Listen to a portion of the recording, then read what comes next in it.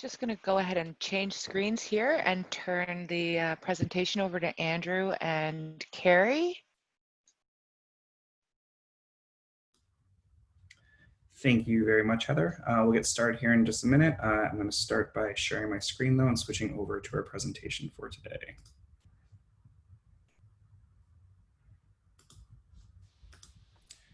And Heather, I think you're gonna have to end your screen share first before I can start taking over. There we go.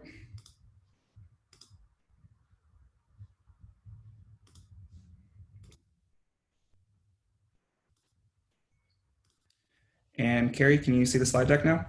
Yeah, I can if you can just flip it into present mode. Absolutely. Perfect, there we go, full screen.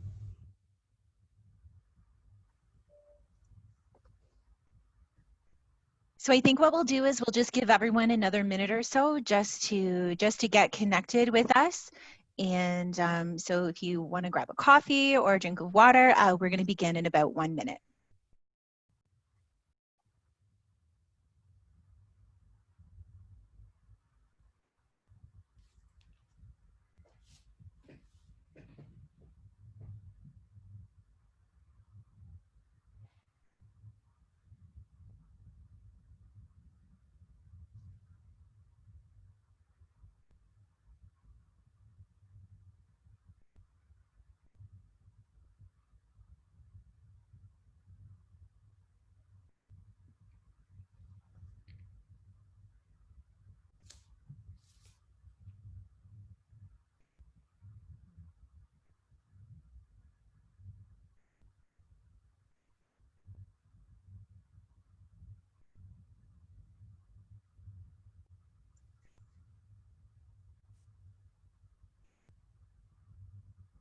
Okay, so Andrew, if you are good to go, I think we'll get started.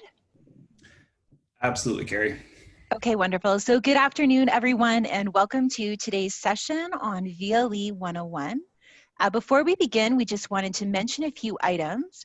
So if you would please note that there's a Q&A pod at the very bottom of your screen. So when you hover over it, you should see a tab that comes up as Q&A. So this is where we plan to address all of the questions that you have today. We do have a significant number of attendees that have registered.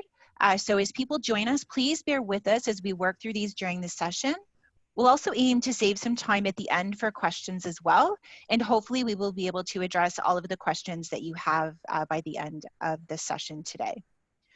We also want to note that any questions specifically related to the VLE that you have, you will want to direct to your board's TELT contact or summer school supervisor. As we work through our session this afternoon, you may notice that what you see in your board systems is not necessarily what you will see in this webinar, as boards have customized and tailored their virtual learning platforms to you. So Andrew will be demonstrating today in the WRDSB org, so don't be alarmed if things look a little bit different than what you are seeing when you log into your org. And lastly, before we begin, we should also mention that this webinar is being recorded, and the webinar recording and our slide deck will be posted on D2L's registration site. So we invite you to focus on the webinar content right now, knowing that you'll have the opportunity to try it out with the assistance of the deck and recording afterwards. And if you are from Thames Valley or Waterloo region in this session, Andrew and I have also committed to sharing these links out directly, so not to worry, you will absolutely have access to that. Andrew, can you just advance the slide? Perfect.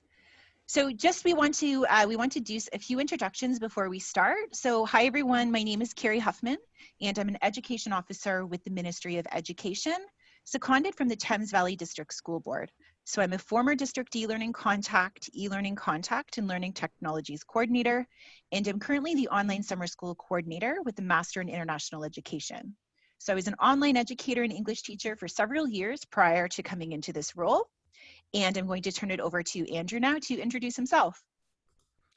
Thanks, Carrie. So hello, everyone. Pleasure to be here with all of you today. My name is Andrew Boronsky, and I'm the Technology-Enabled Learning and Teaching Consultant for the WRDSB, also known as the TELT. Nearly every school board in Ontario has a TELT contact who kind of works to support teachers using VLE, the D2L, and their e-learning programming. I'm a high school English teacher by trade. I've only been in this role for a couple years now.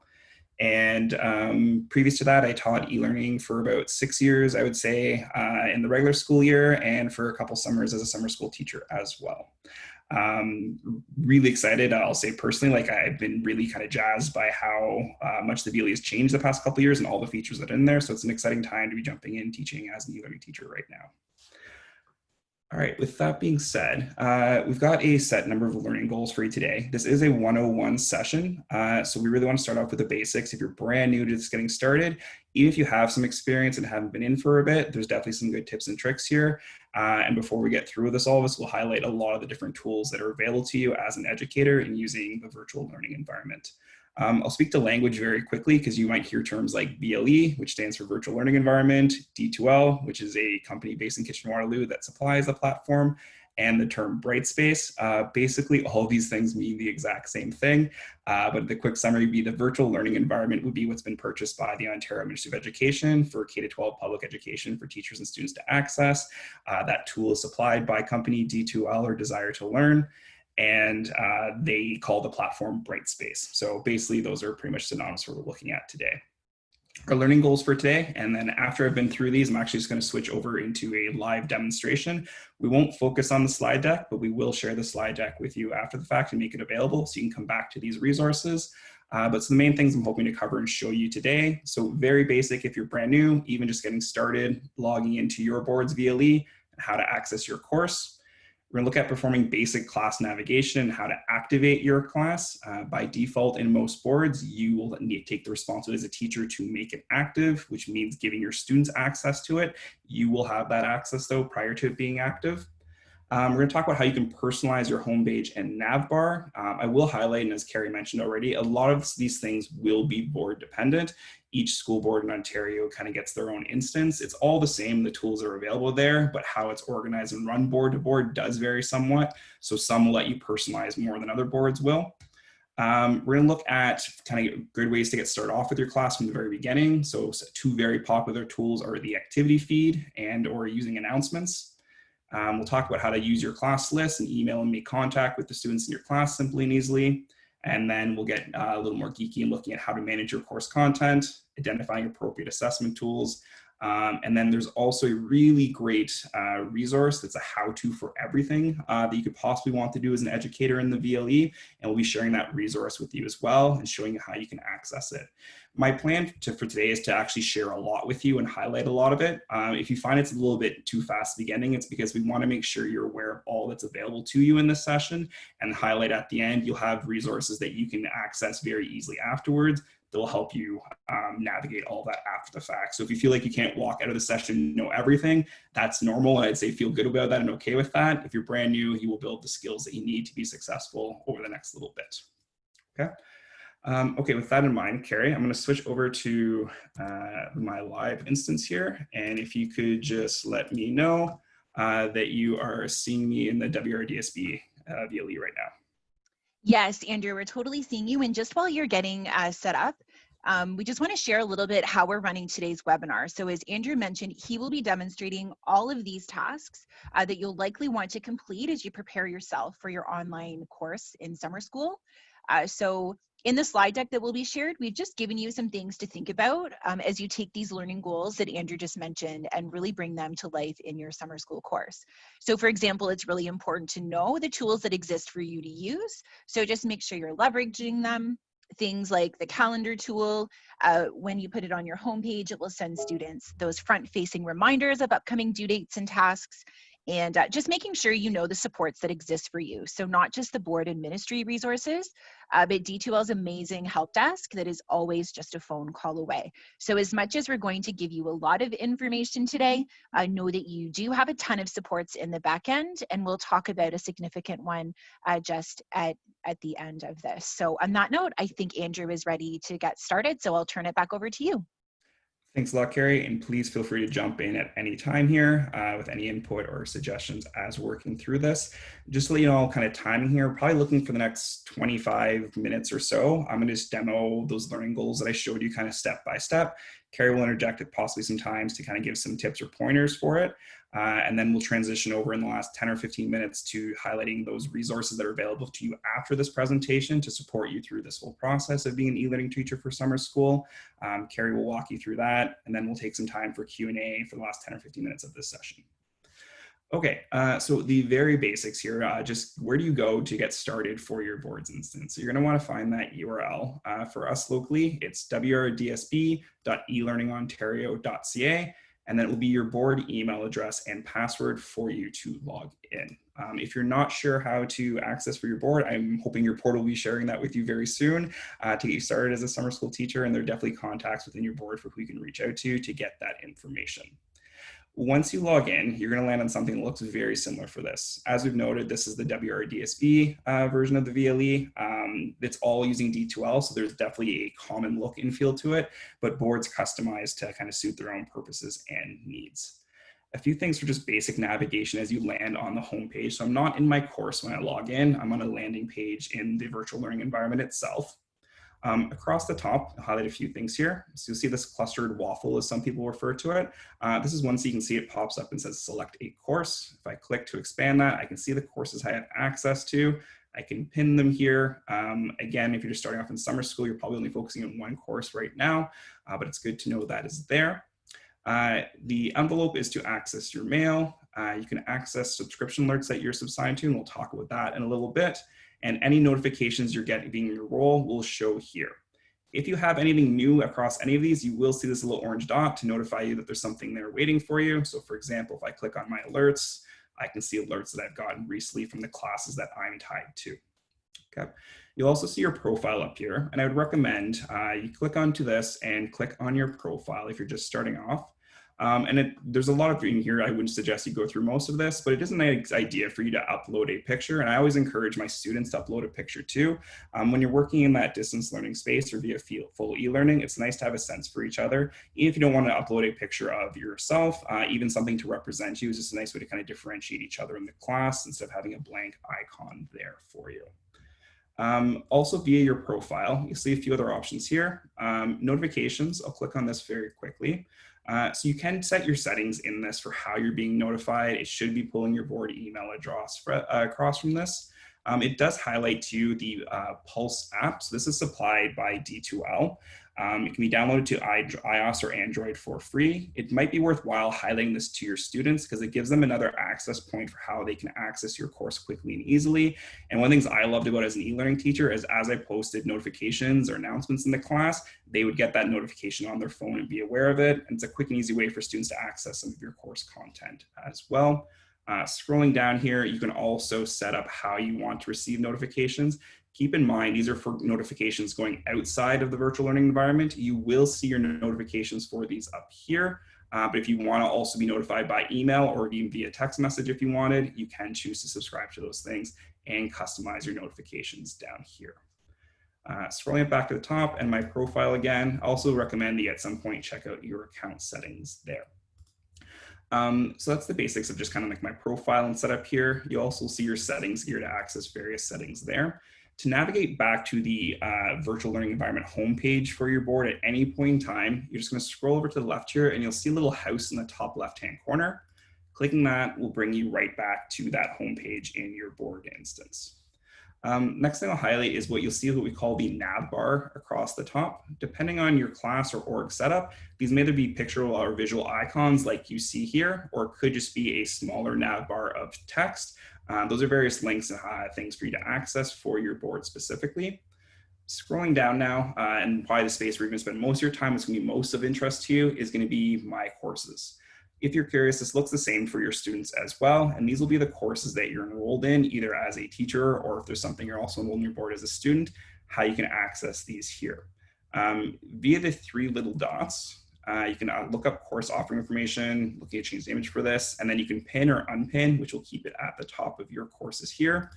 And then again, unique to your own board, you might see something like a news or announcements where at the board level, things can be shared with you that way. I'll highlight very quickly too, if you have students joining you from other school boards, and this will be important for yourselves later too for resources that are available for you as a teacher, If they're a student in your board, your course will show up for them here in My Courses. If they're joining you from another school board, usually for most boards right underneath that, you're going to see this My Courses and Other Orgs, which allows you to access resources either as an educator or as a student that are coming from other things outside of your board. Scrolling down here too, you may see things in your org for either Microsoft Office 365 or Google Apps for how you can sync up your Google Apps account or your Office 365 account with that space. And usually you'll see something for a support portal for accessing supports and D2L if you need to. Okay, that's the kind of big, quick and basic, easy things for the homepage in your VLE. What I'm gonna head off to now is looking at how to access your course specifically. So via My Courses here, you should see the courses you're tied to. I'm just gonna go into a demo class here. I've got Springfield Elementary. I'm a big Simpsons fan myself. So when I click on it, it brings me to the homepage in my class. So this is a landing page here. Again, this will be unique to your board and what you start off with. And depending on the settings in your board, you may have a lot of power or not very much power to customize this in the way you want to see fit. Really quick around language, we've got the nav bar across the top. We still have the same access to everything else we mentioned up here from before. These are quick links to access various things or resources in your course. So you can see some quick ones here in our basics here. This would be accessing the course content for your course, returning to the course homepage, portfolio, which we'll mention a bit later when we're talking about assessment, discussion forums, an example, your class list. And here you might see a cluster of apps in your org, which means if you click, you can expand out and see the resources available to you there. For example, here we have assessment that way, okay? Covering the nav bar there, this is potentially customizable for you depending on your board setup. Underneath that, and kind of the more main focus for the homepage of your course, you'll see some different what we call widgets. So if you think about these boxes here, these are widgets and what's available to you. Again, starting space, these will be unique to your school board. A really popular and common tool to get started off with is the activity feed, which you can see here. Announcements is another very popular tool for sharing news resources with students. You might see things for a calendar, updates that makes you aware of as things are coming into your class. Your board may or may not have a course overview, which can be a very handy widget to see who's accessed your course and look at engagement, course access by students, and even what tools they're using. You may see a separate content browser here. And again, as an example here, we have the support portal as well. The other one I'll highlight is you may or may not see a widget for either Google Apps or Office 365. And this is to set up an integration with them. If I expand this out, first time in, it's going to ask you to authorize your account. Basically, what you're doing via that authorization is giving the D2L access into your account to see your files. This is highly important for you. If you're pulling things, say, from Google Drive and want to share those with your class quickly and easily, you can do that right within D2L. That's also important for your students because they can access and submit files, say, from Google Drive or Office 365 to you via the assignments or Dropbox in this class. Now, to highlight is that this is all customizable depending on your board setup. If I wanted to edit this nav bar across the top here, I'm gonna come up here and click the 3 little dots in the top right. You'll notice when I hover off, I don't see that as an option. And when I bring my mouse over it, I see those 3 dots there. As I click, the first time you do this, it's probably gonna ask you to make a copy of your nav bar. There will be a default for your system. You can't edit the system default, so you're gonna make a copy of this. After you've done that once, it'll ask you to edit this nav bar. So I click on edit. It'll bring me to a page that looks just like this. So I can see the icons here that are available in my nav bar right now. You'll notice they're showing more than it was available on my page before. I'm gonna click cancel here and go back to my course homepage. You'll see it only shows this one bar. Via the down arrow right here, if I click to expand this, I can see access to other ones that are available too. It's just there to save some screen real estate. So again, to edit, I'm gonna click my 3 dots and click edit this nav bar. Brought to a space that looks like this. I can click and drag these to organize and reorganize them. You'll see some show and that some don't. They have settings and permissions, so some are viewable to students, some are only available to educators, some are available to everybody. If I wanna customize these, I can hover over and click the X to remove something off of my course nav bar. I can click on add links. And then I can search what is available to me to add to this space. And depending on your org, there may be a lot of options here for available for what you can share with your students. And then I can choose to enable or disable icon-based navigation. If I disable this, you'll see it switched to text. And if I save this, you'll now see it gives you some more screen real estate here and turns us to a text base. It's really a personal preference for you and your students which view you like. Personally, I do like the visual cue of it, and I'm going to re-enable these here because I think it draws the attention of a student nice and easily, and it's very easy to click to. But depending on your own setup and what you want, you can choose that for yourselves there too.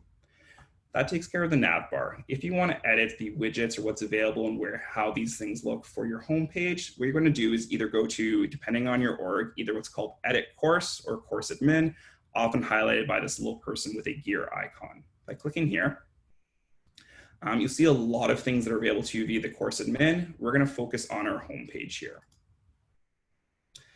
Now, depending on your org setup, you may see a lot of different course homepage setups that are available to you. By default, again, if there is a default homepage for your organization, you can't edit that by default. It will tell you which one's being enforced here and which one you have access to. What you can do is click to make a copy of what you start with, which then makes your own exact replica of it, and then you can edit that version. Just making a copy won't actually switch it over though. You need to come up here to your active homepage, click the drop down, and then choose your copy that you want to use of that so you can edit it. Okay, so I'm gonna switch to there and apply. And so now I can see my active one here is my copy. If I click on this now, it brings me to my edit homepage here and gives me a variety of options. So one, I can look at the layout options available to me here. This is the basic layout. So this is the boxes would represent the widget. So it's kind of a longer and wider one and a bit of a skinny one here stacked beside each other, and that continues down. If I click change layout, I can see different options that are available to me for what those widgets will look like when I pop them in. So depending on, again, your board setup, you can play around with that to choose to customize this the way you would like. If I close that here, as I scroll down, then I'll see the widgets that are available to me and the ones I have set up on my homepage here. If I want to remove something, I can just click the X and remove those from this. I can click and drag these. So say I wanted to highlight the content browser in a more active space, I can drag this up here and put it right in the space here via that line. So now it lives there and it's a bit wider, or I can bring that back down to another space here. And if I want to add other widgets, I just click the add widgets button and I can see what's available to me to add into this class as a widget here as well. Okay, and when you're done, just click save and close the bottom. I'll just cancel out here and it brings me back here. Within your course, you either have an option to click on your course home to go back to your home page. If you don't see this as an option, you also can just click on the course title at the top and it will bring you right back to your home page there. And so that's the quick and easy basics of how you can edit your nav bar and customize it, and how you can edit and customize the home page in your class here. Okay. And actually I'm going to go back and actually just revert back to the one I had. So if you want to see that again, how do I customize this? I'm going to click my drop down here. I'm going to go to edit course, or what might be called course admin in your school board. Click on home pages. I can see I'm on this one now. I'm going to go back to my default here, click apply. And now it's back to this one. If I go back to my course, I can see it there. So you can see announcements wasn't there before, and it is there now. I'm going to pause very briefly before I get into the activity feed and announcements tools here. Carrie, anything you'd like to add or suggest right now?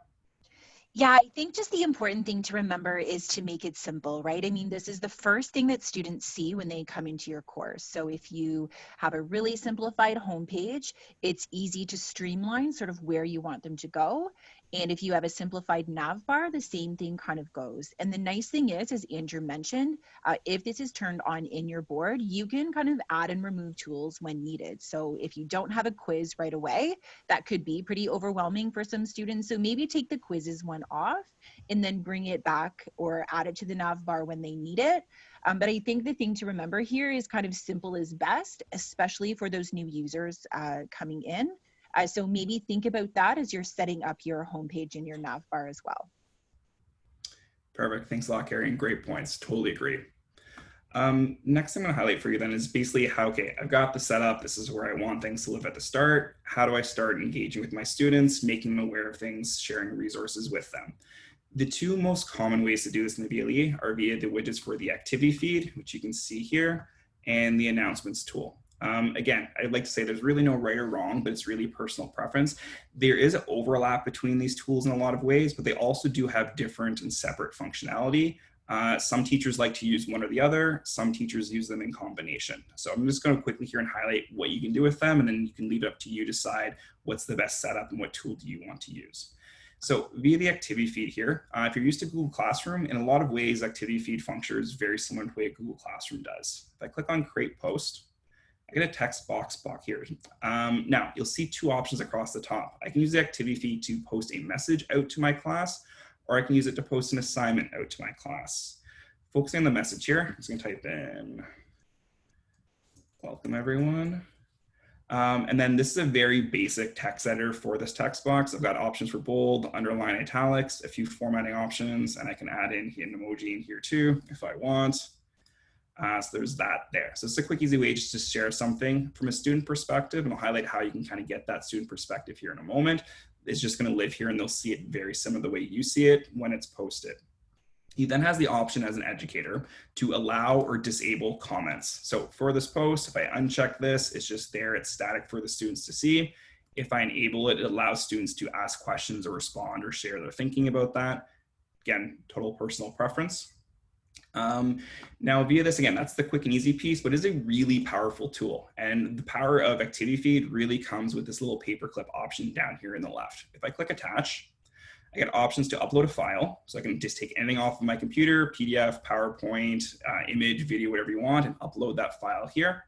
I can attach a link to existing activity. This won't make sense for us, a lot of us right now, but once we talk about content and loading in, say, some industry resources and content for you to use, students can access this through content, which we'll get to momentarily here. But if you want to bring this front and center for them, via attach link to existing activity, if I select this, it basically gives me access to all the different things I have here in the virtual learning environment in my class, and I can bring those front and center for them. So you can see all the options you have here, and there are a lot. A very common one though would be going into your content, and then you can see the folders and access you have and bring specific resources front and center for students for what they might be accessing that day. I'll cancel that. Coming back here to attach again, it's also a quick and easy way to attach resources for students. It's nice and visual and brings a queue for them. So via attach web link, I can just drop a URL in here, add a title to it, and then insert that in.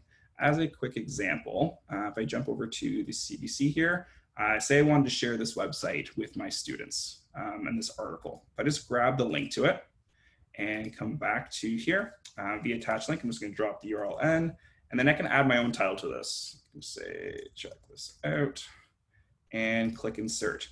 What you'll see is it brings my title up, this to highlight for the students, and it actually brings the image automatically over from that website to have a nice visual cue for your students. They can click here to access this. Another cool tool, I'm gonna just click the X here. I still got that copy and paste it just via the text box. If I just switch over and just paste in that link, you can see it brings it over with the title from the website automatically. If I don't like this look, I can just delete this URL out and that link stays there for me. So I find that really powerful. It's a nice visual way to share quick resources with students. Going back to our attach here, you can attach more than one thing to an activity feed post. So I click on attach. Attach from Google Drive. So in my board, we're a G Suite for Education school board. You can attach and access files right from your drive and share that with students here. Now, this won't be on by default for you. I mentioned that Google Apps widget before. If I scroll down here, I'll see it again. So you need to do a one-time authorization. This is an option here via this app in your class for both you as an educator and your students can have access to this as well. Giving authorization to D2L to see into your Google Drive will then allow you to use this icon and then attach anything from Drive right here for quick and easy access for your students. If your students are used to using Google Drive, say for their work, say if they're creating a presentation in the slide deck or typing something up in Google Docs, they can use this icon via Dropbox to submit their work right from Google Drive as well in the VLE. I'll highlight it does have from OneDrive as well if you're an Office 360 board. And lastly, what I want to highlight is attaching video from the web. So if I go to YouTube as an example, and personally, I don't love the busyness of YouTube. It's got all the ads everywhere. I've got all this kind of here. Sending a student here is just asking for them to do a deep dive into a whole bunch of other things for an hour. If I want to avoid that, I can just grab this link to a video in YouTube. And if you haven't seen this dad and son having a adorable conversation, I love this video. Go check it out after this session. If I want to share this with my class, I can click on the attach from web, paste the URL from YouTube, and just wait a second and actually pull up a preview of this and just click save. It actually embeds the video right here in activity feed for me. What I really love about this, if a student comes and clicks on this now and clicks play, it plays the video right here from the activity in the class. They can expand it out. It actually skips the ads for the most part here, and it doesn't have all that craziness and busy tube around it. If I'm ready to go and share this with my students now, I can either click post, or I also get an option to post later, and I can schedule this out for a specific time. So if I'm working late at night when I get a chance, but I don't want to share that with my students then, I can schedule to go out next morning at the time I want. I'm going to click that. I'll just post this here. If you're wondering what this looks like from a student perspective, coming up to the top right-hand corner, clicking on your profile icon, and then you can click View as Student. Now I'll highlight, this makes you look like a generic student in your class. You're not a specific student, so you might not have full access to some things in your class that your students might, but it does give you a quick and easy way to hey, as an educator, I want to know what this looks like for my students on their end. You can see here that this is what they will see from their perspective. To leave that view, you can see as I'm viewing as a student right now. If I click on my profile again and click the X, it takes me back to my teacher perspective here. The other quick thing I'll highlight via activity feed, if I click on create post again, that was focusing on how to post an announcement. I can always delete here. You can also post a quick assignment here. Now, what I'll highlight for this is more of a tool for you as a secondary educator to collect things from your students quick and easy as a nice space. If you are importing full ministry course into your class, which most e-learning teachers do, they generally come with everything you need as an educator. It comes with the discussion forums, it comes with drop boxes for all the assignments and the instructions, and that's already set up for you. So you don't need to recreate those. Those will exist for you in your course already with copying that course package over. That being said, if you want to customize and do a little something else in your class and find some other ways that students can share some information with you or their work with you, you can click on this assignment here, give it a name, optional for instructions. You can choose to give it a due date or not. If you're using the grades tool in here, you can choose to add it to your grade book or not. And then you get 4 options for a submission type. So file submission is the default. It means a student must add or attach a file to submit this back to you. You can also turn this into a text submission, so it just gives them a quick text box to type into and speak to. And then again, it might be a little more complicated for e-learning here, but you can still find some ways if you're connecting synchronous with your students to either collect something from them or something you're going to observe in person as you go through that. There's different reasons for why you use those certain things. You can again attach anything to this as a resource for students to use for that space, and then choose to allow students to comment on that or not. I'll X that out. So in a nutshell, that's your activity feed. Other piece I want to highlight is the announcements tool, which is also very common. If I click on create a news item here, I can give this a quick title.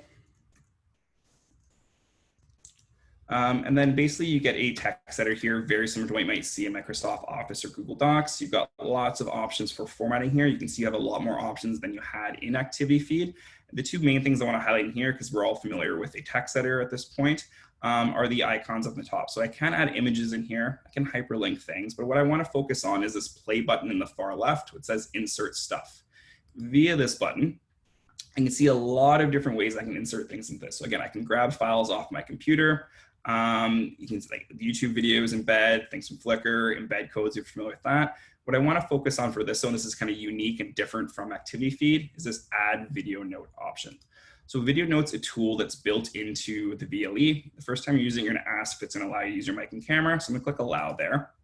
And what it does, it allows me to record up to 30 minutes of a video to post to my students without using any special kind of software or going anywhere else. So you can see me here now. Hi, everyone. So to make a video and recording, I'm just going to click new recording. And I might say, hello, everyone. I'm excited to work with you. I'm your teacher, Mr. Boronsky. We'll be working over the next month together through this e-learning course, and I'll be sharing a bunch of resources with you this way. Click stop. It will play back to you by default automatically. It'll look terrible on that pause there. To post this, I'm gonna click next. It's gonna take a second just to process that video. It's gonna ask me to put a title. I can do that very quickly. You can put a description for yourself. This audio language piece, you don't need to use. This was actually very powerful and cool. If I'm speaking English here, and then I can have it automatically generate closed captions. So it adds those, the text of what I'm saying to it automatically. If I click next here, it should give you a preview. If you don't see it right off the bat, it might not just process right away. You should be good to go. So I'm just gonna click insert. And again, it may or may not preview for you there immediately as it's processing. But if I, again, down here, I can also set availability. So when is this showing? When does it start? Does it remove at a certain time? I can add attachments like audio or another video here. I'm gonna click publish. And then I'll see that's posted right there. If I go back to my home page now by clicking on the name at the top, my students will see that video embedded right there. So this is a really nice way to create engagement in your class, create a bit more personalized effect, and even just save yourself some time by just actually speaking out your instructions to your students as opposed to writing out a long text piece. The video note tool is embedded in a variety of things throughout the VLE. You can use it in assignment drop boxes to give feedback. Students can use it via the discussion tool in your class. Really, really powerful tool that way. Okay, that takes care of the activity feed and announcements. I'm gonna pause again. Carrie, anything you'd like to add there or jump in with? Yeah, for sure, Andrew. So I'm just answering questions in the chat pod or the Q&A pod. So if anyone has any, please post them there. I think the only thing to remember about the activity feed and the announcements, so in the announcements and in activity feed, the nice thing is that you can time release those. So just speaking from experience as a teacher, what I love to do is Sunday was kind of my day. And now that I have kids, Sunday is definitely my day where I can actually sit down and kind of plan my week. So I always love to do that. And that way I could time release these announcements for the same time every day. So students know when to expect my posting. So if that's at 8 a.m. or if that's at 9 a.m. or maybe I post them at midnight, having that consistent time is really helpful for students. The other thing I wanted to point out is sort of as Andrew was talking, is that both announcements and activity feed are a great way to sort of streamline those clicks for students so they don't get bogged down in the navigation bar or trying to locate specific assignments or items. So what I always suggest for my teachers is to use the announcements tool, because then you can have your day 1, day 2 announcements, especially in summer school, if you're using that 20-day, the 20-day format. So I just say on day 1, give your students a list of things that you want them to do and really link out to them. So if it's content that you want them to read, put that link directly in there. If it's an assignment that you want them to finish, put that in there. And again, you can do the same thing with activity feed, but both tools are really, really powerful for both time releasing for you and managing that work on the back end, but also for streamlining that course navigation for students. So definitely leverage both of these tools. They are really powerful for your students. Perfect. Thank you so much, Carrie, for those insights. Again, jump in anytime. Okay, so those are the quick and easy, very off the bat. How am I sharing resources that I want to share with my students? A quick and easy way to collect the activity feed, or kind of as Carrie was highlighting there, different ways you can post announcements, give items, or kind of what to do on a to-do list to your students via the tool here. Looking at our learning goals, we're going to next slide over to understanding your class list and email, just looking at basic ways to start to communicate with your students. Now, depending on your class setup, again, you can see on my nav bar, there's an icon here for a class list. You may or may not have that in your class. I know some boards use a communication, like I have assessment here, and you might see the class list in there. The other way to get at it is via edit course or course admin, where you had all those links. You will also see class list right here as well. I'm gonna go back to my course home for our work. If I click on my class list now, bring to this page, and I'll get a list of the people in my class. You can see you've got different options here. So all students, teachers to access.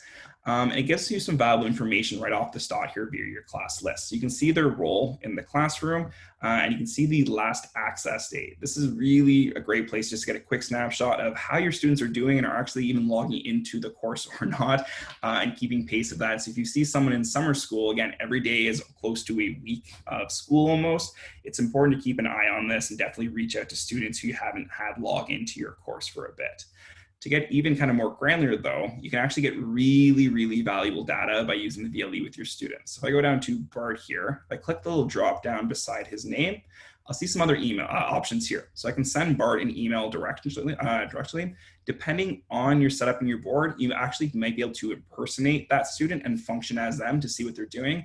I've used this as a teacher multiple times before when I have a student saying, hey, this isn't working on my end, or I don't see this, or I can't access this Dropbox. I might try impersonating them to see, hey, can I access it as them? And it helps me understand, like, maybe this is a technical issue on then or a device issue, or no, this is something I haven't set up properly in the course. I need to go back and look at that. You also get the option to view progress. This is really, really powerful. So if I click on this for Bart here as a dummy student, you'll get a page and a quick summary of all the things that you may or may not be using in your class. And you can get a quick insight to that student for that. So if I've graded a student, I can see how many grades they've received from me and access those resources right there.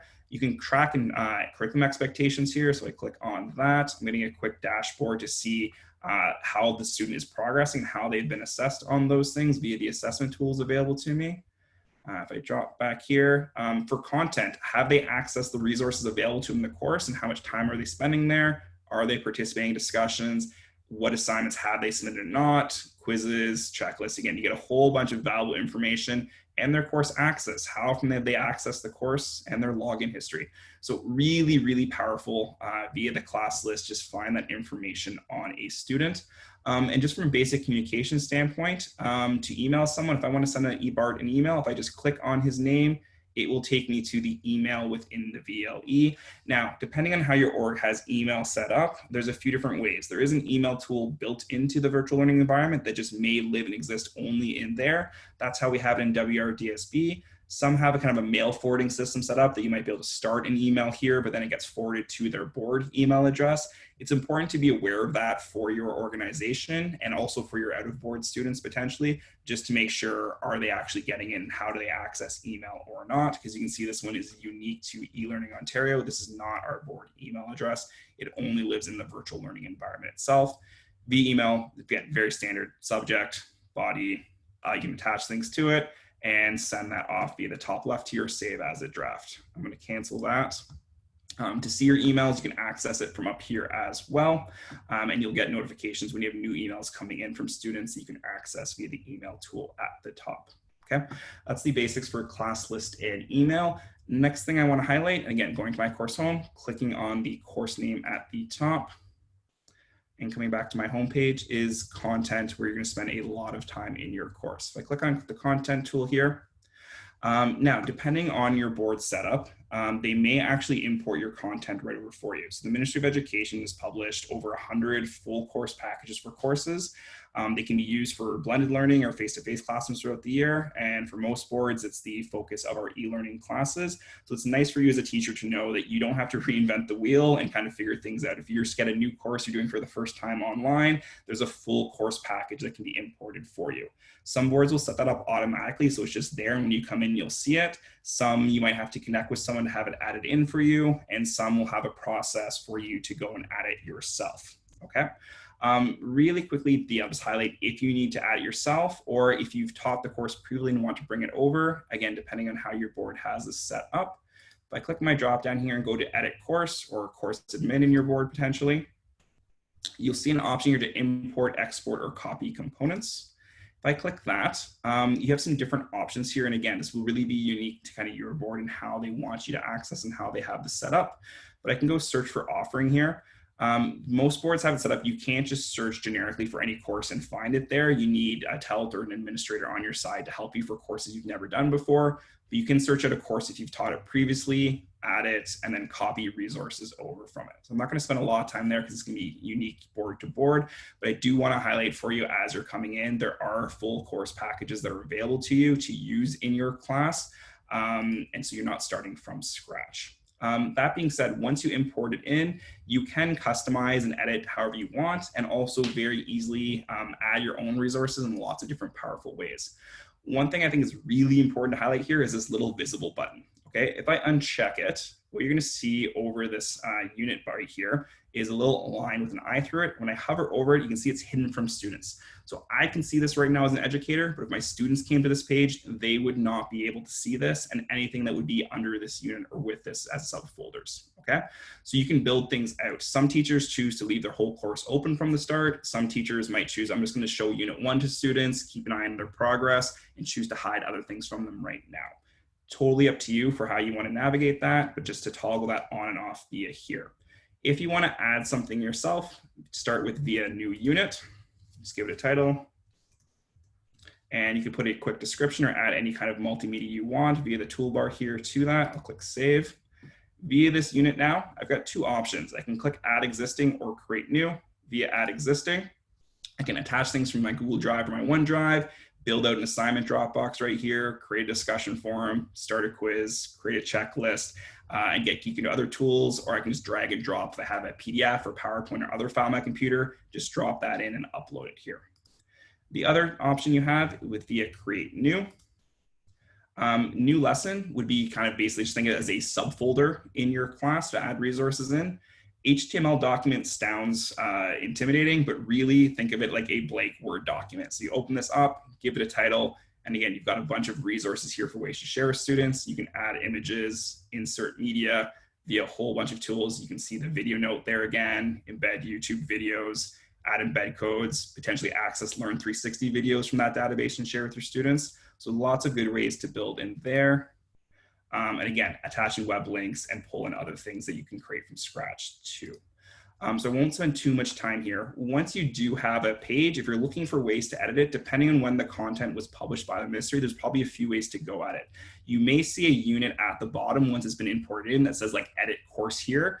If you get that, you want to go in there, you'll see a duplication of all your units. You can edit those there and it'll actually make the edits up here once you save them. Or depending if it's a bit older, you might need to edit the page itself. To edit a page in here that you've created or remove it if you don't want it, use the 3 dots in the top right-hand corner. You'll get options to edit, view or add expectations if you want to go down that path, which we're not really going to cover today. Or you can reorder how things are organized here or remove or delete it. If you focus on the edit tool, it will bring you back to the editor here. Okay.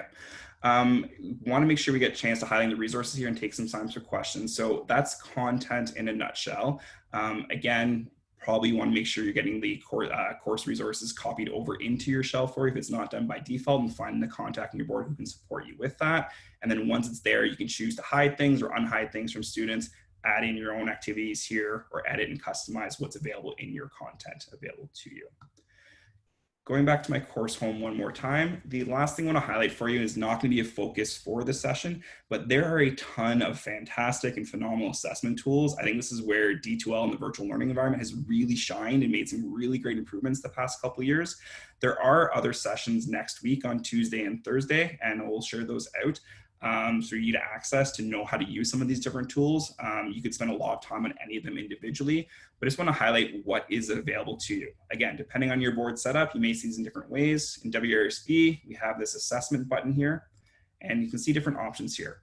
Quick Eval, really quickly, is a space where you can just go and access everything that's being submitted by your students, get a nice dashboard to see what's coming in, what hasn't come in, who submitted what.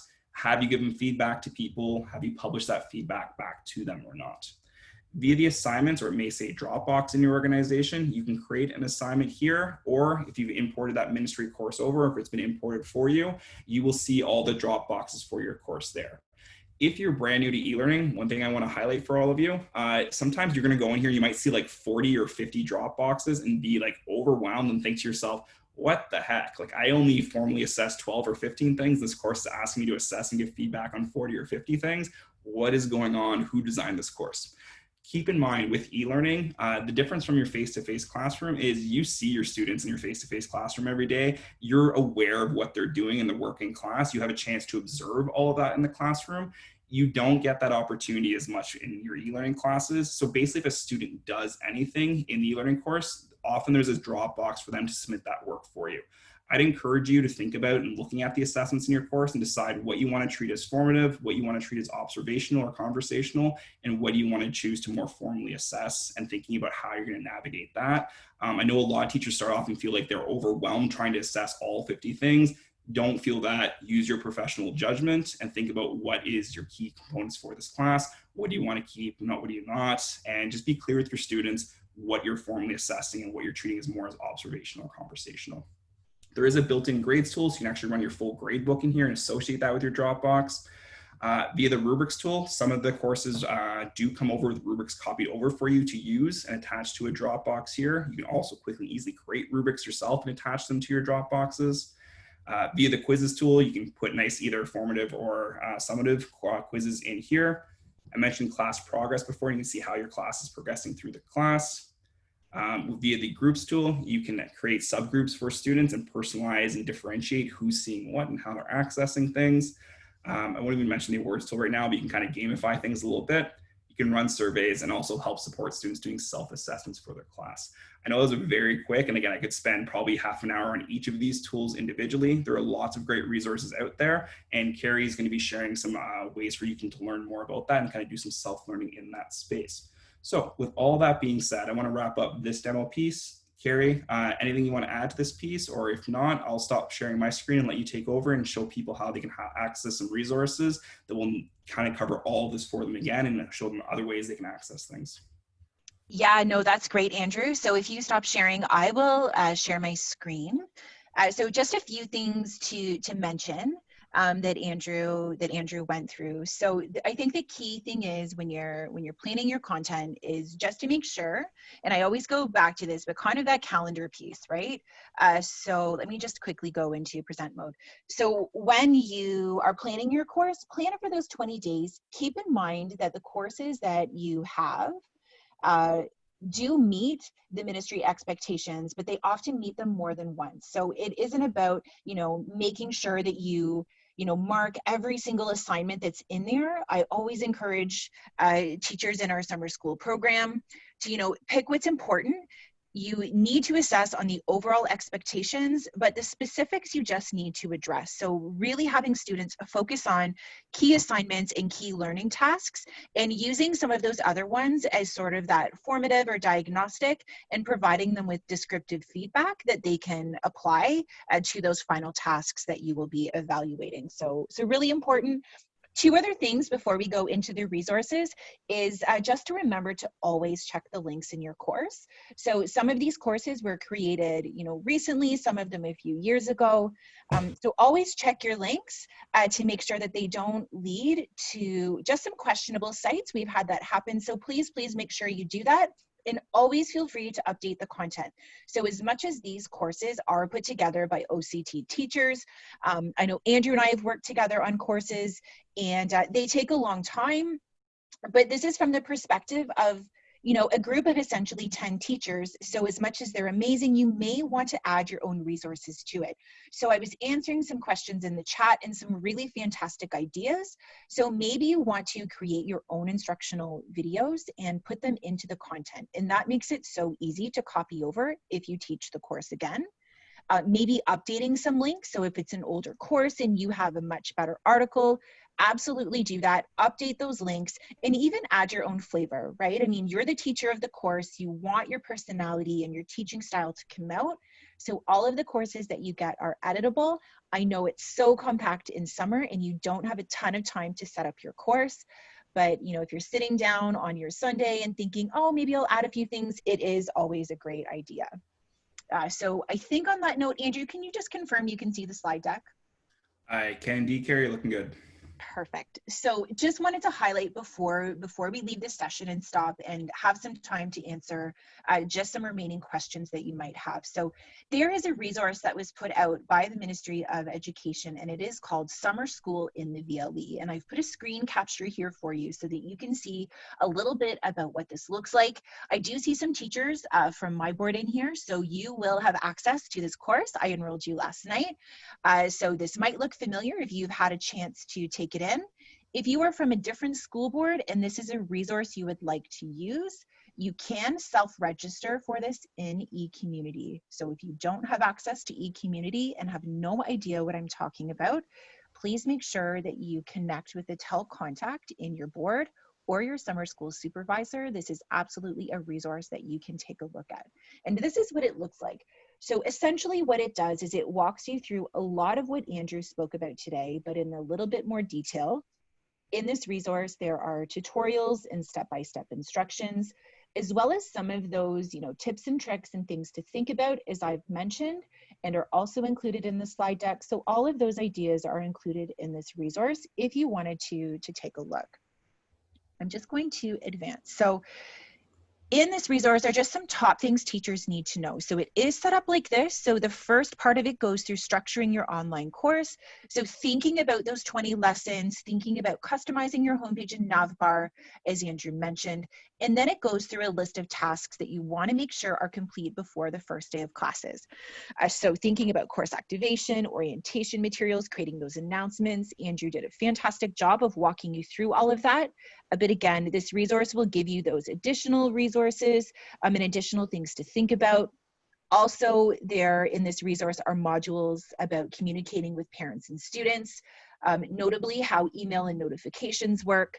Also goes through editing and adding content. So if you wanted to see sort of that WYSIWYG editor, so that's that what you see is what you get editor that Andrew is using to insert links and add video notes. There's a whole module in there on that to help you out. And again, we didn't get to go and take a deeper dive into assessment and evaluation.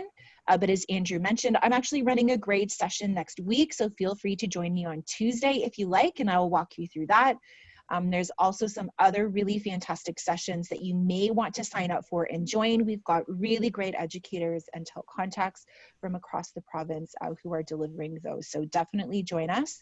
But again, in this resources, or in this summer school, in the VLE resource, definitely have tutorials and instructions and considerations for the grades tool, annotations, rubrics, anything that you might consider using for student feedback. And then the final module is tools in the VLE. So really any tool that you might want to use or you see available to add to your navbar, this resource will walk you through that. So I am just going to stop sharing this screen. And I'm going to bounce into the course to show you a little bit about what that looks like. And just give me 1 second and I will do that.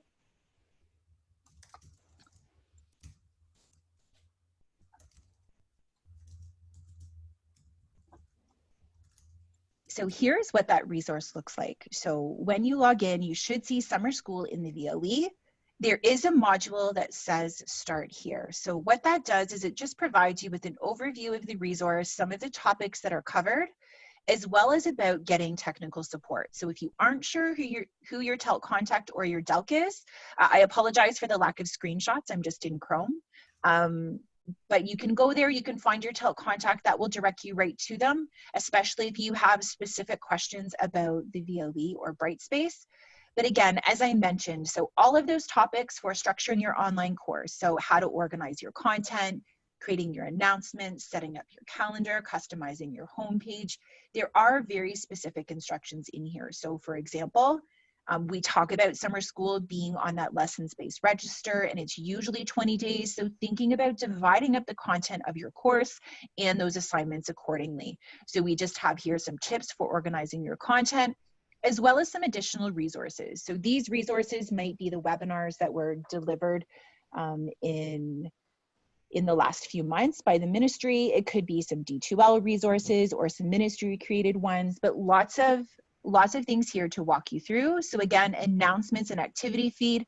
There were some questions in the chat about which one to use. So this module here actually goes through what you might use each of those tools for. And then we have some tips as well as additional resources down here. So you could click through kind of any of those. And the idea behind this resource is that it would really be sort of a one-stop shop for you to be able to access what you need to get started. So before the first day of classes, if you can activate your course, this will walk you through step by step exactly how to do that and provide you with the video. Again, as I mentioned, if you're looking at communicating with parents, thinking about some of the ways that you can do that. So I know Andrew walked you through notifications and some instant messaging, so some very specific materials on how you might set those up or how you might use that. Same thing with adding, editing content. All of your courses are different, so there's lots of different ways to add and edit, and this will go through all of that for you. So hopefully you find this beneficial. And as I mentioned, the assessment and evaluation piece, please join us next week for some of those webinars on these specific items. But again, resources here as well as tools in the VLE. So if you are really keen on using quizzes, you can access this module. It goes through the types of questions that are there as well as how to build that quiz. Again, if you're using this in not my browser, you will see those images and it will walk you through step by step how to do that. And again, if you're thinking of using virtual classroom or using video for engagement, lots and lots of ideas there for you. So pick and choose what you need. The idea is that this is a one-stop shop, not something you necessarily want to go all the way through from start to finish, but really just to access it and use it as a resource for anything that you might want to accomplish or complete in summer school, and in a way that's timely and responsive to what you're looking for, so you're not waiting to hear back and waiting for emails or sitting and talking to someone at the help desk. As much as that is really beneficial, this is a great place for you to start. So on that note, I'm just going to stop my share, and that does bring us to the end of the session. So thank you so much for joining us. Andrew and I will absolutely stick around if you have other questions that you would like to ask, if you want to post those in the Q&A chat pod. We will, as I mentioned, stick around. And again, thank you so much for joining us today. We know that summer school is looming, so hopefully you found this really beneficial. And I just want to thank Heather, who from D2L, who is in the back end sort of organizing all of this. Just a reminder, this webinar is recorded and will be posted on that registration site. So please feel free to access that. And I just wanted to thank Andrew as well for presenting today. So he really did a fantastic job of capturing all of those things that you will want to consider for your summer school course. And on that note, we will stick around, and I will turn it over to Andrew just for some final words. Thank you, Carrie, for your help there too. And Carrie's too humble to mention this, but she actually put a lot of time and work into developing those resources for summer school teachers. So those are available province-wide. Carrie, we did have a few questions in the chat just about how they go about accessing that. And I'll highlight to some of you, depending on what board you're coming from, your board may have actually made their own copy of that and brought it right into your board instance and giving you access that way to it. But if they didn't, it is available to every teacher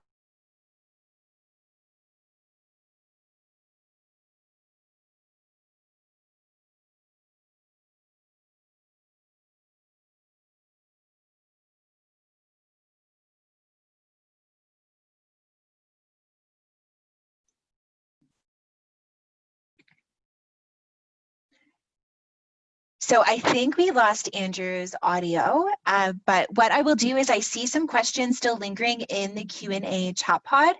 So I will stick around and answer those. And again, thank you so much for joining us today. Sorry, Carrie, you still there? I am, yeah. Okay, sorry, I think you were muted there for a bit, or we lost her, or at least it wasn't coming through on my end.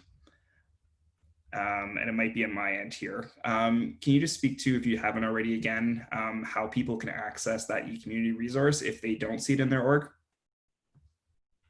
Yes, so what you can do is you can log into eCommunity, and that's just community.elearningontario.ca, or if you log into your org, so if you log into your board name at elearningontario.ca, you should see a space there under your courses and other orgs.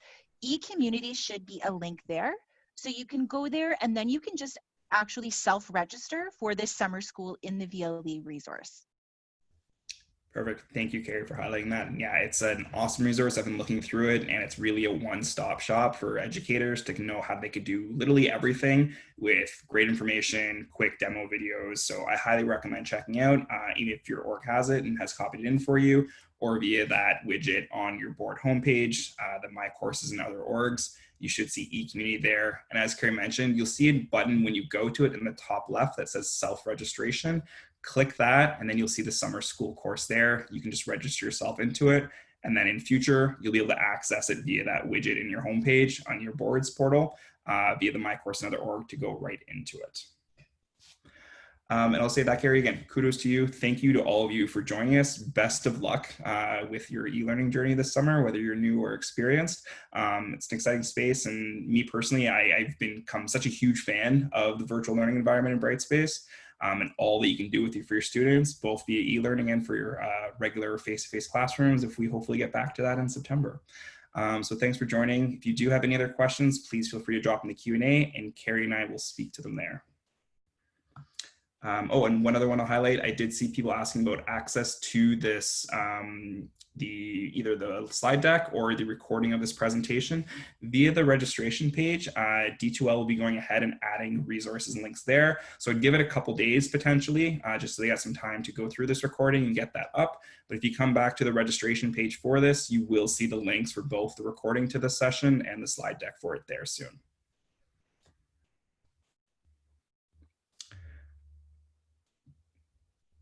Yeah, and thank you all for joining us. Best of luck with it, and also good luck with wrapping up the school year and the next little bit here as well. I'm going to turn off the recording right now, but Carrie and I, as I mentioned, we're happy to stick around and answer any questions. Please feel free to drop in the Q&A. We'll just answer for the group.